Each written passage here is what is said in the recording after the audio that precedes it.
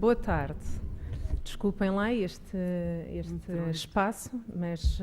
isto às vezes os computadores não querem colaborar, portanto vamos para a versão PDF, que esta garante sempre, não falha. Não é?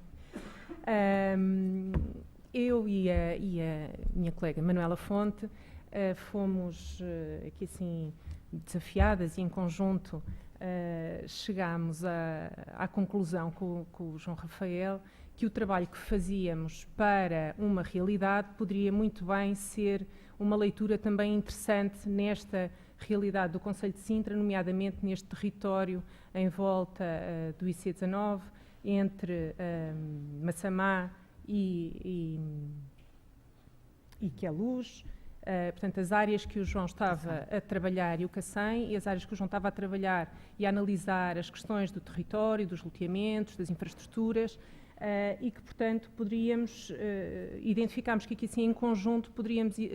estudar os territórios agora na nossa parte do ponto de vista da habitação. E do ponto de vista da habitação, não tanto nesta matéria do crescimento urbano, que está a ser estudada nestes projetos de investigação, mas num sentido de perceber como é que, em parte, como é que as políticas habitacionais e da habitação, nós estudámos antes da habitação de promoção pública, mas como é que essas leituras podiam ser complementares a esta outra habitação, que na verdade são estes territórios do habitar corrente e que nós nos questionámos, fazendo aqui assim uma alusão ao Nuno Teotónio Pereira, que habitação será esta para o maior número de facto. E, isto agora não é PDF, bom. E portanto isto não está certo. Eu vou tentar gerir, estão 2 slides num, portanto eu vou tentar gerir, este seria um, aquele seria outro. Mas pronto, vão percebendo assim, vão acompanhando assim. Estes territórios do habitar corrente e, portanto, esta habitação para o maior número, questionamos então que habitação de facto é esta e quais são as características e a qualidade desta habitação numa perspectiva integrada de leitura desde o urbano até o doméstico, ou seja, desde a leitura deste crescimento da cidade que tem estado a falar hoje, até à qualidade do espaço doméstico. Que habitação de facto é esta? E questionamos isto e resolvemos aplicar e até fazer um estudo, de certa maneira, comparativo, com um estudo que temos feito em colaboração com o IRU para as décadas de 80, 90, 2000 e até à atualidade, sobre a promoção pública de habitação e qual foi a construção no âmbito da promoção pública de habitação e que se dedica neste período da pós-adesão à União Europeia, que globalmente foi muito mais dedicado às questões de infraestruturas, os financiamentos foram todos dedicados mais à infraestrutura, paisagem, do que propriamente à habitação. Portanto, houve muita infraestruturação, muito equipamento a ser construído e as questões da habitação, ou da habitação de promoção pública, não foram as questões centrais, digamos, do desenvolvimento destes territórios e, portanto, perguntamos também em que medida é que as políticas públicas de habitação contribuíram para o crescimento destes territórios. E contribuíram não naquela matéria de construção direta, como os conhecidos bairros sociais, mas pelo financiamento das próprias infraestruturas, não é? E pelo crédito bonificado que deu oportunidade de muita gente comprar casa e, portanto, também se construir muita casa nestes territórios. E, portanto, esta imagem, na verdade, traz-nos aqui uma imagem vista de cima de 2 bairros de natureza completamente distinta. Um, promoção pública, na Ameixoeira, em Lisboa, em cima, e outro que é São Marcos, promoção privada, e que, vistos assim ao longe, na verdade, se calhar não são assim tão diferentes. Ou seja, esta habitação para grandes números, qual é a diferença entre uma e outra? E é esse o estudo que nós estamos, na verdade, a começar a fazer. Portanto, aquilo que trazemos hoje não é de todo um conjunto de resultados, é só um conjunto de interrogações e de como é que pensamos aplicar a este território de Massamá e até ao Cacém. E, portanto, começava por introduzir aqui, então, qual foi, lá está, 2 slides, qual foi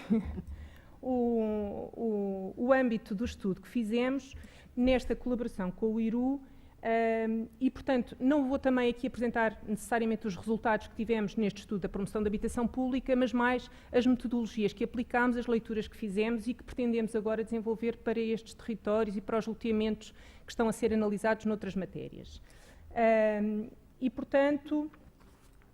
este projeto de 100 anos de habitação de promoção pública vem no quadro, e por convite do IRU, no quadro das celebrações do centenário das políticas públicas de habitação, e aqui à Faculdade de Arquitetura e à nossa equipa ficam-nos destinados a estudar de facto este período a partir dos anos 80 e analisar complementarmente até à própria leitura do IRU e de outras instituições universitárias, a nós calhou-nos fazer uma leitura, e propusemos a isso, uma leitura dos projetos urbanos e dos projetos edificados, da habitação propriamente dita. E, portanto, começámos neste projeto por fazer um levantamento muito grande, um inventário junto com os municípios, visitas a todos estes bairros e depois análise de leituras reflexivas sobre o que fomos trabalhando. Sempre nesta perspectiva do urbano ao doméstico. E, portanto, nesta perspectiva, trabalhámos questões de nível supraestrutural, que entendemos como sendo as questões relacionadas com o contexto, seja ele legal, sociopolítico, questões de nível estrutural, relacionadas com as questões da estrutura do território, estrutura urbana, e depois questões de natureza mais formal, relacionadas com a resolução do edifício e do espaço público que é adjacente. E, portanto, a metodologia de investigação que adotámos para este projeto será exatamente, ou não necessariamente exatamente, porque há pontos que acabam por surgir nos territórios e que não são necessariamente os pontos que surgem noutros, mas na sua grande estrutura, esta leitura da investigação que passa, portanto, primeiro fizemos uma leitura, no fundo, dos factos mais relevantes em termos de políticas de habitação e de contexto sociopolítico para o período em causa e identificámos duas tendências neste período ao nível da promoção pública de habitação, que seria uma primeira fase até 2002 de construção direta do Estado, obra nova, construir bairros, e depois uma segunda fase que já teve a mudança para as lógicas da reabilitação e, portanto, houve um decréscimo enorme na construção de promoção pública e um maior investimento nas questões da reabilitação para realojamento, para contextos de habitação social. Estas leituras, depois, transportando isto para os territórios de Sintra, verificamos que há muitas coisas que, de facto, só podem necessariamente realmente encaixar aqui nesta leitura, e este ano 2002 e o fim do crédito bonificado é uma das questões que é central também no decréscimo dos loteamentos, como podemos ver depois mais adiante. Mas então, olhando, nós adotámos abordagens distintas para analisar a obra nova e os projetos de reabilitação, porque são realidades muito diferentes, e para a obra nova, que são estes grandes projetos de habitação, maiores ou menores, adotámos uma metodologia centrada em casos de estudo, ou seja, levantámos todos os projetos construídos neste período em algumas cidades, e para esses fizemos uma análise para uma classificação tipomorfológica, e essa classificação decorre então dos tais fatores de ordem supraestrutural, estrutural e formal, e temos como metodologia de base o redesenho de projetos, todos à mesma escala, todos com o mesmo grafismo, e a análise desenhada, interpretativa e analítica sobre estes projetos.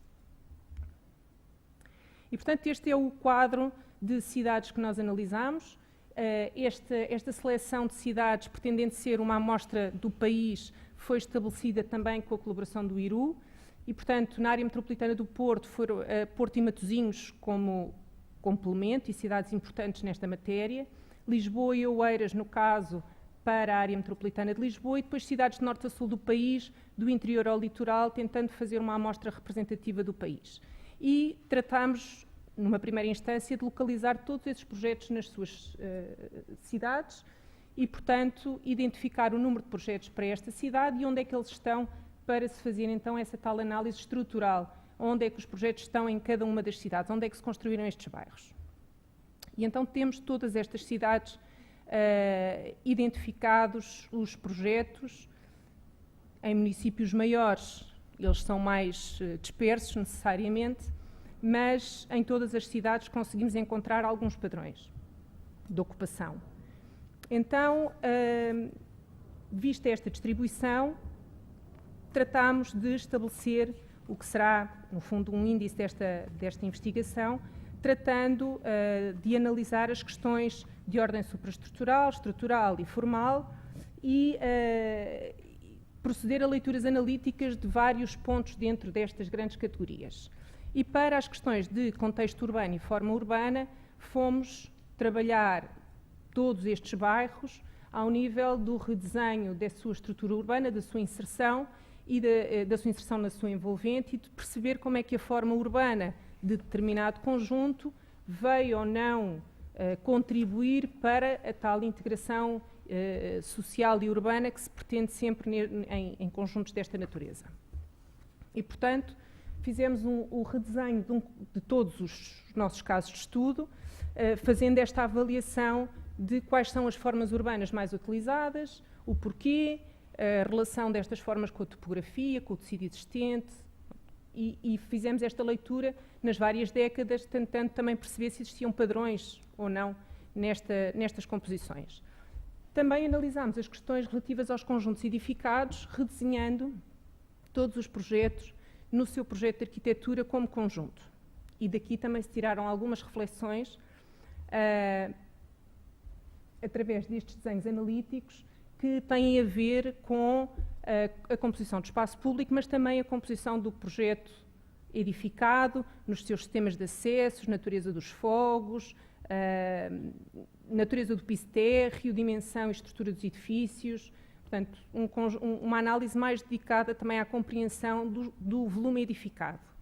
E depois fomos até à escala dos fogos, tentando perceber a natureza dos fogos que eram propostos, áreas, formas de organização interna do fogo, dos fogos tipo e dos fogos de exceção destes vários conjuntos, percebendo então as lógicas de circulação, as lógicas de organização do fogo e aqui chegando então à tal natureza do espaço doméstico. Nesta leitura do espaço doméstico, o que nos levou a questionar e que acabámos por procurar e concluir de alguma maneira é que nestes projetos de habitação de promoção pública temos duas grandes tendências. Temos a tendência mais conservadora do projeto, que digamos que procura aquilo que é o fogo e o edifício tipo, mais comercial, só que feito com meios mais económicos e, portanto, com umas áreas muito mais pequenas e com materiais menos nobres do que a habitação de promoção privada comum. E depois, um conjunto de projetos que, na verdade, aproveitam esses constrangimentos para dar um passo em frente e procurar novas conceptualizações do habitar e novas soluções para dentro do fogo e do edifício. E esta leitura é aquela que vamos procurar também na promoção agora privada, neste espaço intermédio entre o que é a habitação pública e entre o que é a habitação privada para o maior número. E passo a palavra à Manuela. Bom, e de facto aquilo que, como a Filipa já referiu, aquilo que nos propomos fazer neste eixo que foi estudado num primeiro momento pelo projeto que hoje vimos apresentado pela manhã e que tem a ver com este crescimento, especialmente ao longo daquela que hoje é a IC19, e estes novos bairros, velhos bairros que se vão agregando e que foram crescendo, e hoje fomos ouvindo algumas intervenções, nomeadamente esta última do David e também do Jorge, ou seja, as distâncias que as pessoas demoram, os sítios onde as pessoas moram, a relevância e a proximidade a Lisboa, mas no fundo nós vivemos todos dentro de umas 4 paredes, às vezes um bocadinho mais do que 4, com um teto e um chão. E sobre isso, é sobre estes espaços onde nós vivemos, embora nós vivamos num espaço muito mais alargado, que é o da cidade, bem entendido, e, portanto, o nosso olhar vai andar um bocadinho em cadeia, desde como chegamos até como entramos, quando abrimos a porta do edifício e depois quando abrimos a porta de casa, e que casas é que nós temos. E, no fundo, é tentar perceber estas casas que a Filipa acabou de referir, em que houve uma grande aposta por parte de quem as projetou, na criação de modos de habitar, mesmo com os constrangimentos das áreas e dos custos que estão inerentes à construção da habitação social. Também nos interessa perceber esta outra habitação corrente, que não vem nas revistas, são zonas das cidades que não se fala, ou melhor, fala-se nestes contextos, não são, enfim, não queria adjetivar, mas não estão na moda. E este não estar na moda, e desculpem-me a expressão, mas tem um sentido, interessa-nos porque isto é a maioria do território que nós habitamos no nosso país, quer seja este pedaço, que é o que vai de Massamá até ao Cacém, a Gualva, quer seja num pedaço mais alargado que vem, que depois falaremos ali com o professor Fadigas, para que isto se estenda, isto somos nós a pensar,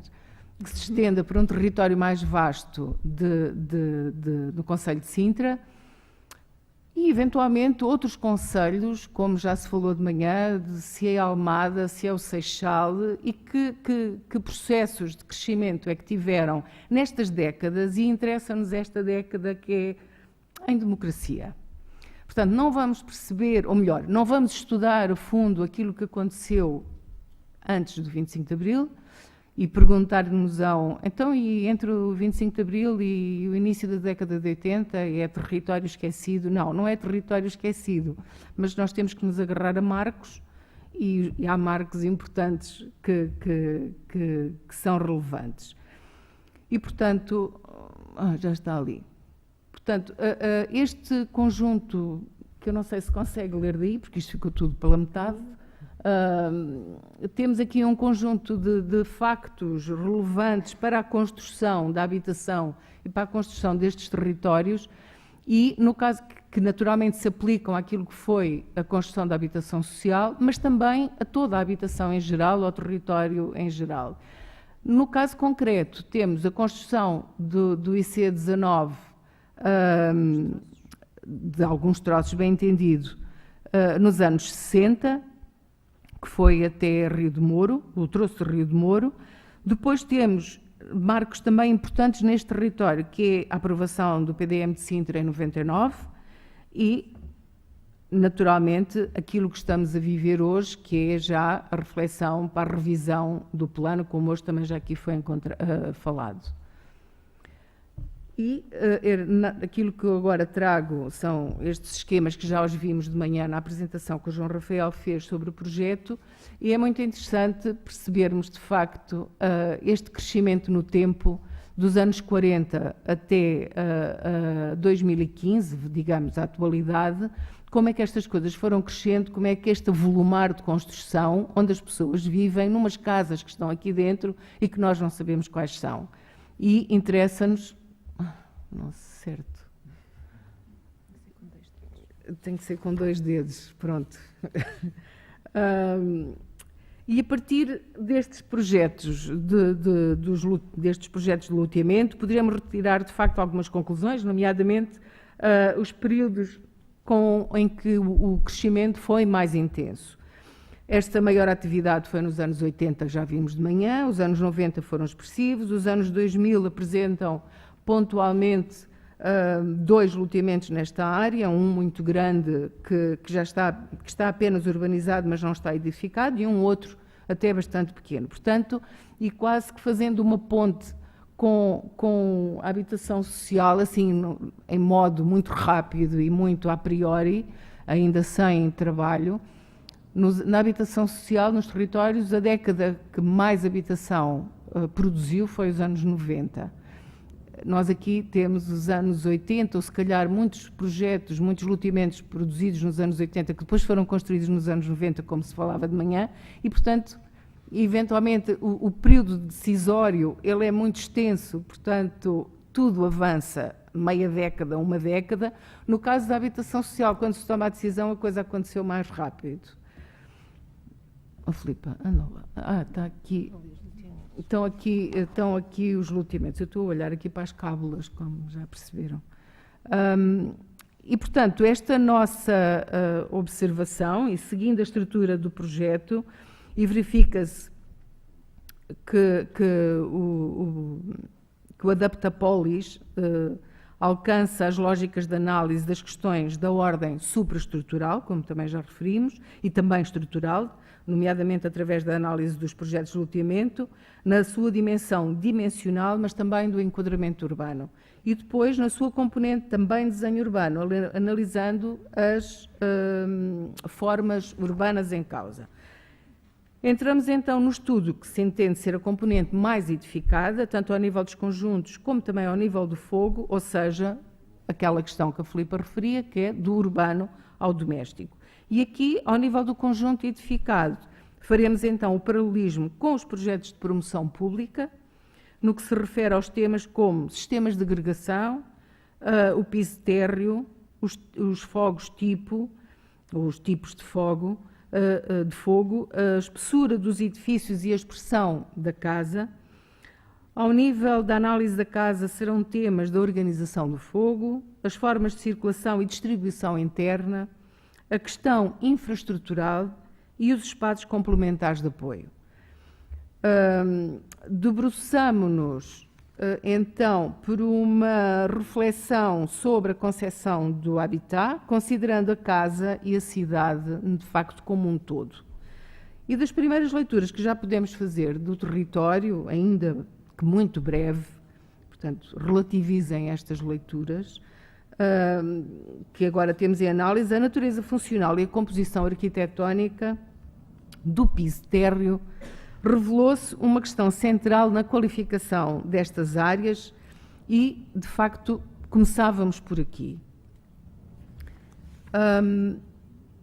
E o piso térreo e a condição urbana da habitação. E considerando que o piso térreo pode ser assim, a transição entre o urbano, quando estamos na rua, sendo a rua a continuidade da casa, e quando fazemos a transição com o interior doméstico e a habitação propriamente urbana. E estas fotografias que aqui vos apresentamos são uma ilustração desta condição urbana e do sentido desta urbanidade, ou entendimento desta urbanidade. No caso concreto,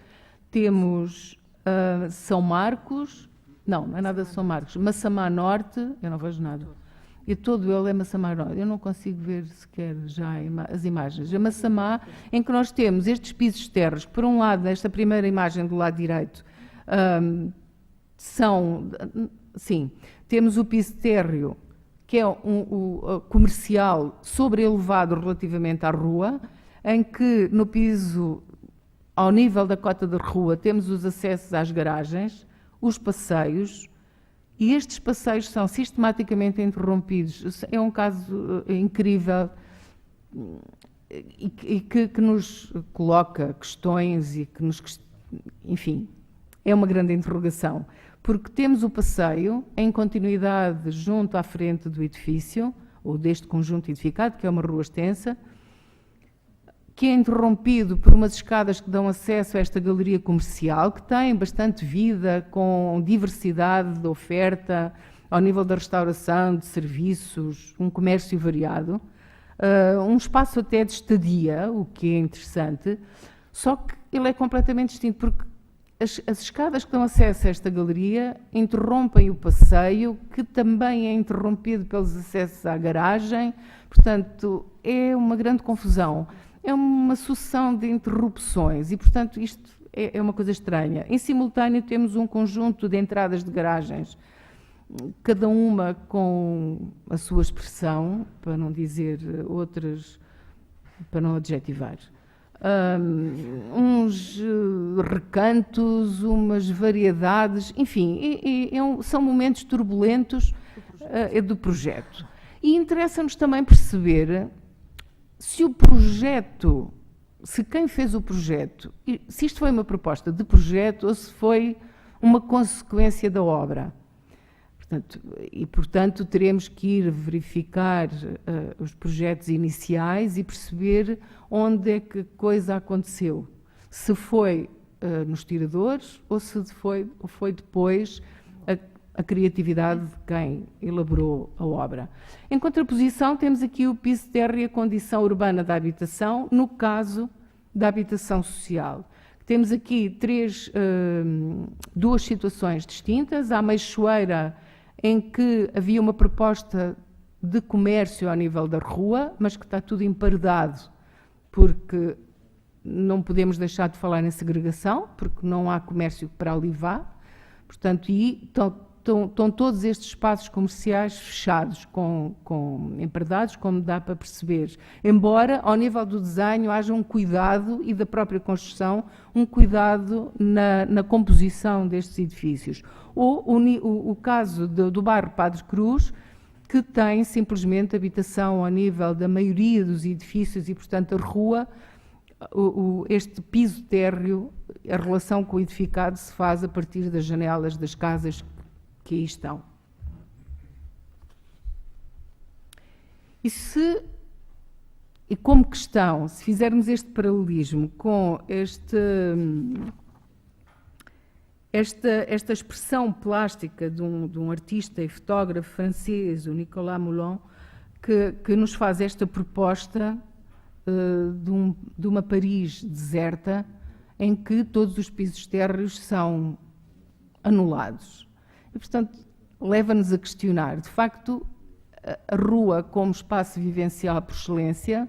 onde o comércio e as atividades do dia-a-dia se fazem, ela é extraordinariamente mais relevante ou ganha maior importância quando olhamos para estas imagens de Paris, que mesmo que não conheçamos pessoalmente, já todos vimos imagens, e, portanto, retirar essa dimensão à cidade é extrair-lhe uma grande parte. E, portanto, nós começaríamos exatamente por aqui, lançando um pé na rua e um pé dentro de casa. E olhando as casas que todos vivemos, uns mais a norte, outros mais a sul, a nascente ou a poente, seja ele onde for, mas todos vivemos em casas que estão na cidade. Pronto. E deixamos este desafio que é o nosso daqui para a frente. Obrigada.